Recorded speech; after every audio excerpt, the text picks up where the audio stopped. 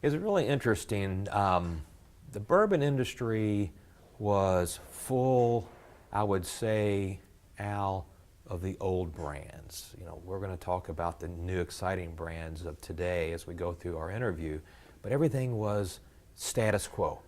Our flagship brand was Old Forester, the founding brand of the company.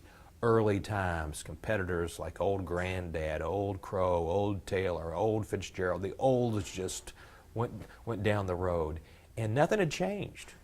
You maybe had 2 or 3 expressions of each, and they were all pretty well priced at the same price point. So everybody was fighting for the same pie, and the pie was shrinking at the time.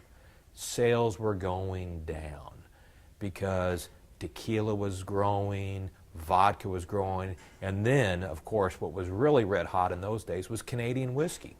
And the cry was, everybody's drinking lighter, drinking lighter. So fortunately, Brown-Forman had a very large Canadian whiskey brand that became the #1 selling Canadian whiskey brand in the world, our Canadian Mist brand. So we had an option for consumer interface, but everything was just slowly declining. And I sensed a feeling of what do we do? How do we address this? And no one really quite knew. So they kept advertising brands just as they always advertised brands.